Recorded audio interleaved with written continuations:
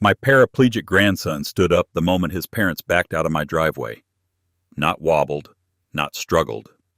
He rose from the wheelchair like it had never owned him, set his bare feet on my hardwood, and looked at me with a face that was too old for 10 years. Then the home nurse assigned to help us leaned close and said, quiet as a confession, "Sir, your son is keeping him sick on purpose." That was the first time I understood I wasn't babysitting. I was guarding a child from his own parents, and I was already late. My name is Daniel Mercer, 69, widower, the kind of man who spent a lifetime fixing things with steady hands and stubborn patience. I built cabinets, porches, and a name in a small town where people still wave at stop signs. But there are some things you can't fix with a hammer. Sometimes the rot wears a smile and calls you Dad. It began as a phone call from my son Aaron. No hello, no small talk. "It's Mason," he said. Mason is my grandson. 10 years old, freckles across his nose. The kid who climbed my apple tree and made me swear I wouldn't tell his mother. The kid who used to laugh from his belly, loud and careless, the way children should. Aaron told me there'd been an accident at a lake resort. A wet dock, a slip, a wrong landing, spine injury. The doctors used careful words and careful faces. Paraplegic, wheelchair, therapy for years. I drove to the hospital with my hands shaking. I sat beside Mason's bed and watched my daughter-in-law, Claire, stroke his hair and cry the kind of pretty tears that made nurses pat her shoulder. Aaron stood behind her, jaw clenched, eyes hard, like he was holding himself together with nails. Then came the money, as it always does. "Insurance won't cover this part. We need a better chair. We found a specialist." I wrote checks. I sold a piece of land I'd been holding for years. When family says they're drowning, you don't ask if they're standing in shallow water. You jump in. 3 weeks later, Aaron called again. "Dad, we need help. Just the weekend. We're exhausted." So I said yes. I said yes because I was a grandfather, and because I still believed my son was the boy in the framed photo on my wall, holding a fishing pole and grinning like the world was safe. They arrived Friday evening with a ramp strapped to their SUV and a wheelchair that looked expensive enough to come with a warranty and a prayer. Mason sat in it like a doll, shoulders slumped, hands folded in his lap. His eyes moved around my house like he was searching for exits. "Hey, buddy," I said, forcing warmth. "Your room's ready. Dinosaur sheets, just like you liked." He gave me a small nod. No smile. Claire swept in with a tote bag of medication. Bottles clinked together like chains. "His schedule is strict," she said immediately. "Muscle relaxer at 7, pain med at 9, sleep aid at 10. If you miss it, he gets spasms." Spasms. That word had become her favorite because it ended arguments. It made people obey. Aaron set another bag on my kitchen table. He avoided my eyes. Claire laid supplies out like she was preparing for surgery. Gloves, swabs, thermometer, and a small plastic syringe in sterile packaging. "What's the syringe for?" I asked. "Liquid meds," Claire said without hesitation. "He can't swallow pills easily when his pain spikes." Mason's eyes flicked to the syringe and away. His face went pale. Claire handed me a printed schedule with checkboxes. "Sign after you give each dose, so we know he's stable when we pick him up." It wasn't a care plan. It was a ledger. Before they left, Claire bent down, kissed Mason's forehead, and said, "Be good for Grandpa." Then she leaned closer, voice lower, and added, "And remember what we talked about." Mason's fingers curled hard around the armrest. They drove away. Their taillights disappeared into the dusk. The silence that followed felt wrong, like my house was holding its breath. Mason sat in my living room staring at the blank television. "You hungry?" I asked. "I can make grilled cheese, or those little pizzas you like." "I'm not supposed to eat after 6, he said. "Not supposed to?"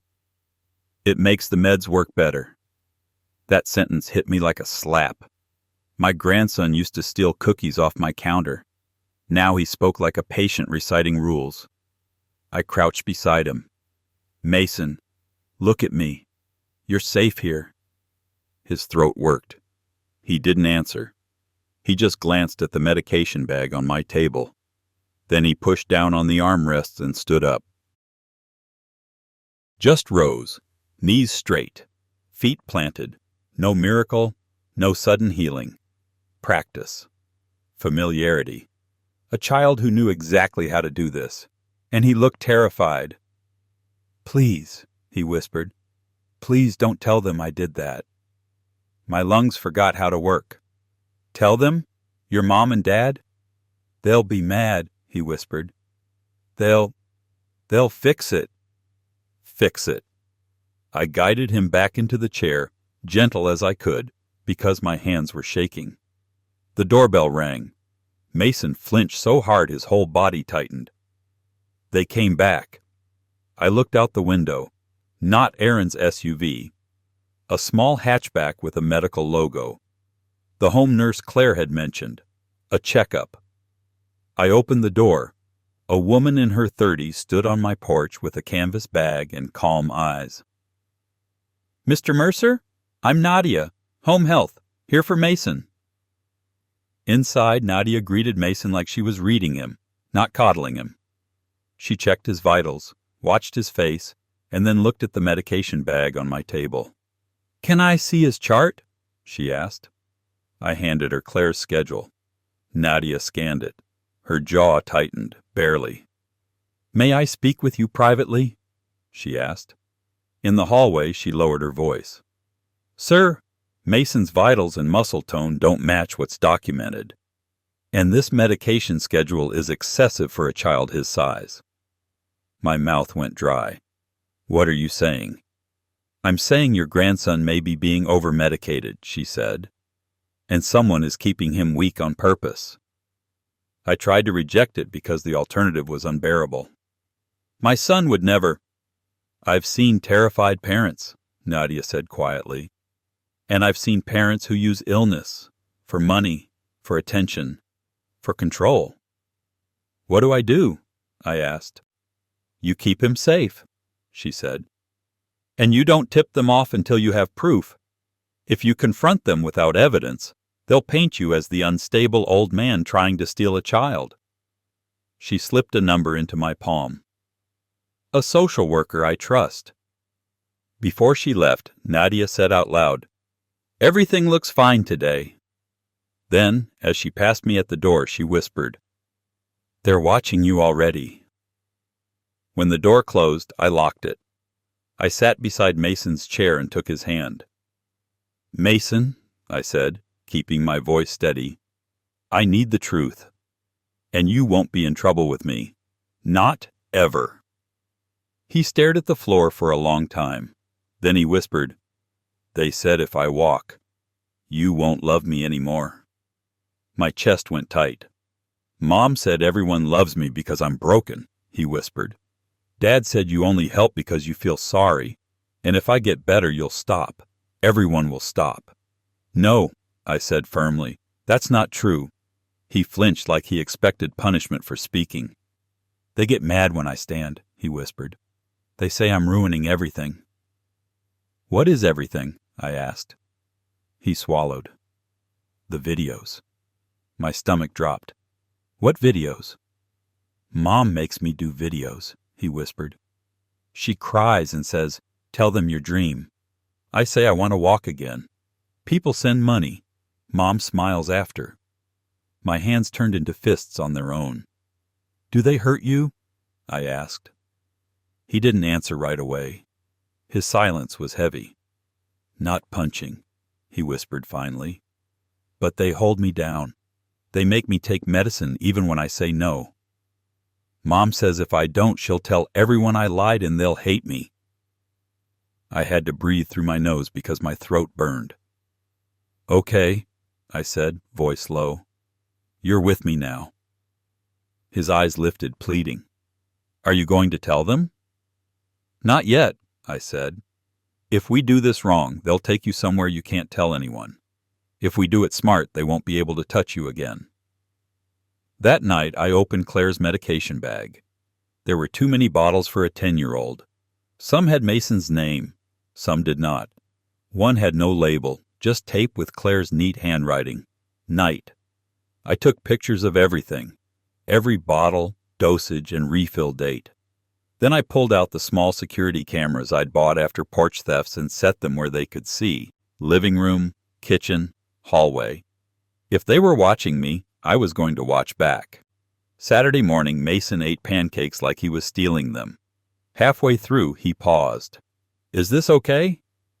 "More than okay," I told him. "Want another?"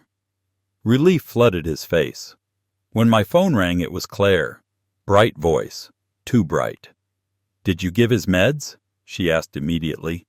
"Yes," I lied and hated myself for it. I didn't know what was legitimate and what was manipulation, but I knew one thing. I wasn't giving my grandson anything that made him weaker without a doctor's say-so. "No spasms?" Claire pressed. "No," I said. There was a beat of silence, then a soft laugh. "He must be relaxed with you." After that call, I phoned the number Nadia gave me. The social worker, Patricia, listened without shock. When I said I had cameras and photos, her voice sharpened with focus. "Do not confront them without evidence," she warned. "If they sense you're onto them, they'll remove him and you may not see him again for a long time." "What if I find something illegal?" I asked. "Then you call 911 and tell them you suspect a child is being unlawfully medicated," she said. That evening, Aaron called, casual tone like nothing was wrong. "Make sure he's in good shape when we pick him up tomorrow," he said. "Claire says when his meds are off, he gets difficult." Difficult. That's what they called fear. Mason heard my voice, saw my face, and rolled closer. "They're coming," he whispered. "Yes," I said, "but you're not alone." That night, at 2:17 a.m., headlights washed across my curtains. I opened my camera app. Aaron's SUV rolled slowly down my gravel driveway and stopped. They didn't get out right away. They just sat there, watching my house. Then Aaron stepped out. Claire followed. In the driveway feed, she handed him something small, a syringe. My hands went cold. I backed into Mason's room. He was awake, eyes wide in the dark like he'd been sleeping with one ear open his whole life. "They're here," I whispered. He didn't ask how I knew. He just whispered, "I knew."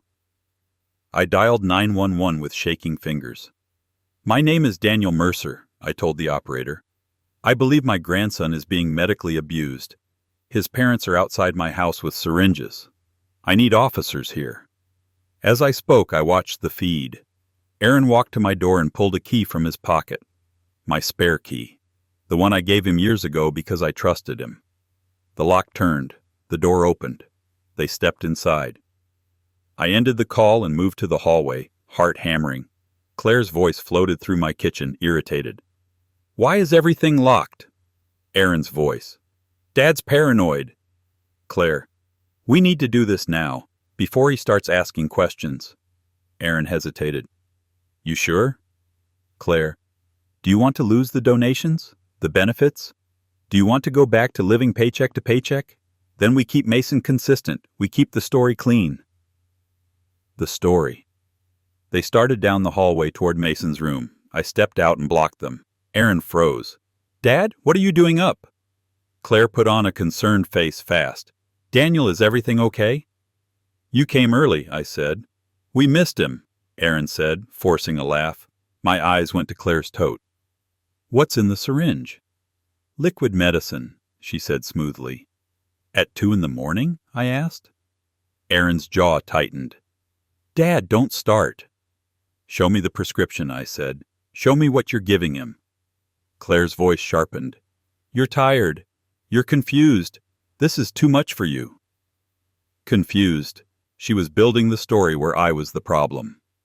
Then Mason's door creaked. He stood in the doorway, barefoot, gripping the frame for balance, standing. Aaron's face drained of color. Claire's mask slipped. Rage flashed underneath. "Mason," she said, low and dangerous, "get back in bed." Mason shook, but he didn't move. He looked at me like his life depended on what I did next. I stepped between them and him. "Don't talk to him like that," I said.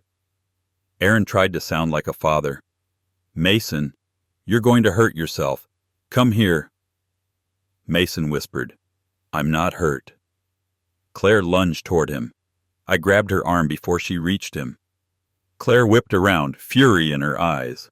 Her free hand went into her tote and came out holding the syringe like a weapon. Her voice went eerily calm. "If he keeps doing this, they'll stop giving. Then what? Then we're stuck with a broken kid and no help." Broken kid. My vision tunneled. "You're drugging him," I said. "It's medicine," she snapped. "It's control," I said. Aaron stared at the floor like he wanted to disappear. Then sirens cut through the night, close and fast. Claire's head snapped toward the window. Panic flickered. Aaron's eyes went wild. "What did you do?" "I saved your son," I said. A heavy knock shook my front door. "Sheriff's office, open up!" Claire's voice jumped into performance mode. "Daniel, tell them it's a misunderstanding.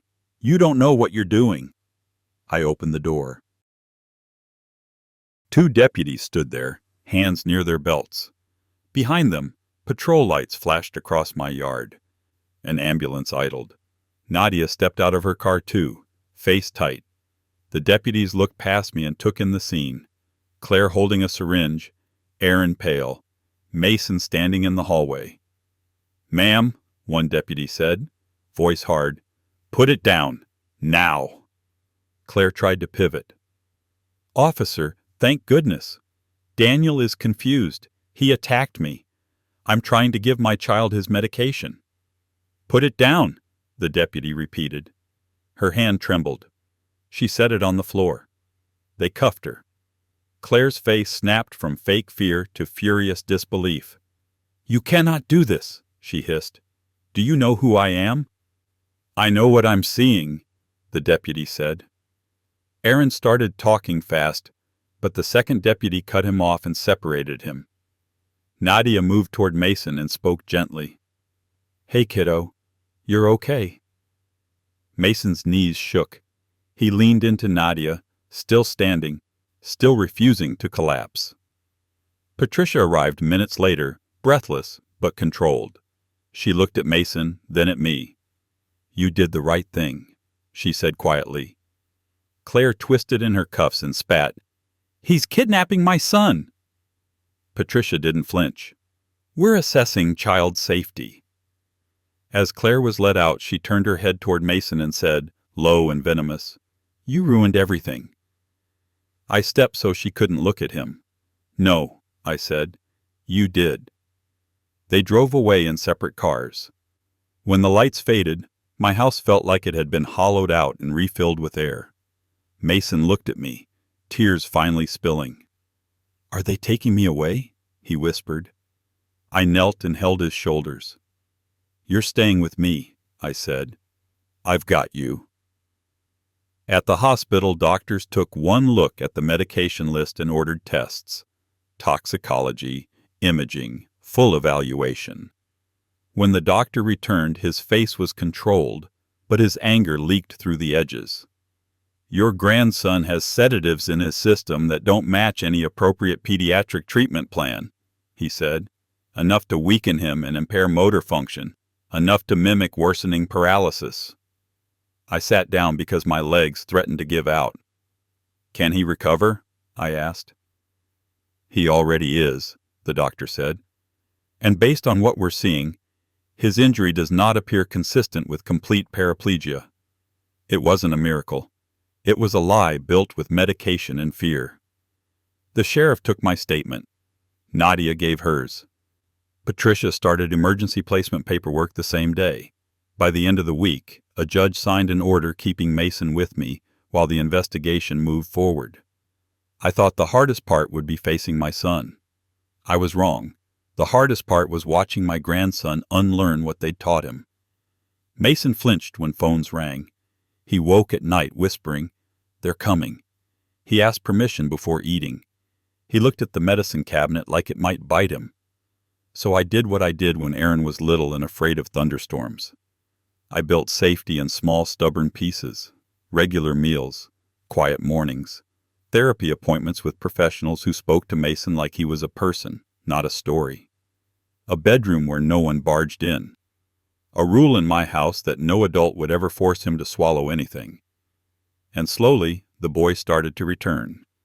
The investigation peeled back more rot than I wanted to see. Donations routed into personal accounts. Purchases that had nothing to do with therapy.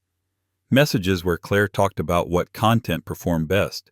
Tears, hospital shots, trembling hands. And messages between Claire and Aaron that made my stomach turn. Aaron worried Mason was getting too strong. Claire replied, "Increase at night. He needs to stay consistent." Consistent, like a brand. When the first hearing came, Claire arrived with perfect hair and a polished face, scanning for sympathy. Aaron looked smaller than I'd ever seen him. In the hallway, Mason squeezed my hand hard. He wore braces under his pants and could stand for short stretches now. His legs still shook, but his eyes held more light. Claire's lawyer tried to paint me as overreactive, confused, meddling. Then the evidence played. My camera footage. Claire holding a syringe in my hallway. Her saying the quiet part out loud, that they needed Mason to stay broken so the money would keep coming. I watched the judge's face harden. The court didn't need my rage. The court needed facts. And facts have weight. That day the judge ordered Mason remain with me. When we walked out, Mason's shoulders loosened like a knot finally cut. "Is it over?" he whispered. "Not yet," I said, "but they can't touch you right now." Weeks turned into months. Therapy became work Mason could be proud of instead of something he feared. He learned to trust his own legs again. He learned that standing didn't make love disappear. He laughed more, and each laugh sounded like a door opening. One afternoon, while we sat on my porch watching the wind move through dry leaves, Mason whispered, "Dad used to be nice." My throat tightened. "When did he change?" I asked. Mason stared at the blanket over his knees. "After the first video went big," he said quietly. "People called Mom brave. People sent money. Dad started smiling more." "Did you know it was wrong?" I asked. He nodded. "But Mom said if I got better she'd lose everything. She said I had to stay broken for the family. A child should never carry the weight of adults' greed." When Aaron finally sat across from me later, supervised and pale, he tried to speak like a man who'd made a mistake instead of a man who'd watched his child be used. "I never meant for it to go that far," he whispered. "It went exactly as far as you let it," I said. "Your son was scared, and you chose silence." Aaron cried then. Real tears, I think. Part of me wanted to comfort him out of habit, out of history. Then I remembered Mason standing in my hallway, shaking, begging me with his eyes to protect him, and I stayed still. Mason never went into that visitation room. He didn't have to. He was outside with Patricia, drawing chalk on the courthouse pavement, laughing softly when the wind smudged it away. That laugh mattered more than Aaron's tears. The day Mason took his first unassisted steps across my living room, there were no cameras, no audience, no performance. Just a boy barefoot on my hardwood, jaw clenched, legs trembling, moving forward with pure determination. He took 3 steps. Then he fell into my arms sobbing. "I did it." "Yes," I whispered, holding him tight. "You did." Later, when spring warmed the air, I took him out to my apple tree, the same tree he used to climb. He stood beneath it and looked up like he was measuring fear against hope. "You think I can?" he asked. "We'll find out," I said. He grabbed the lowest branch and pulled himself up, slow and careful. When he reached the first fork, he sat there breathing hard, cheeks flushed. Then he looked down at me and grinned. A real grin, the old Mason. "I'm not broken," he said. My throat burned. "No," I told him, "you never were." People ask me now how I did it, what I said, how I got revenge.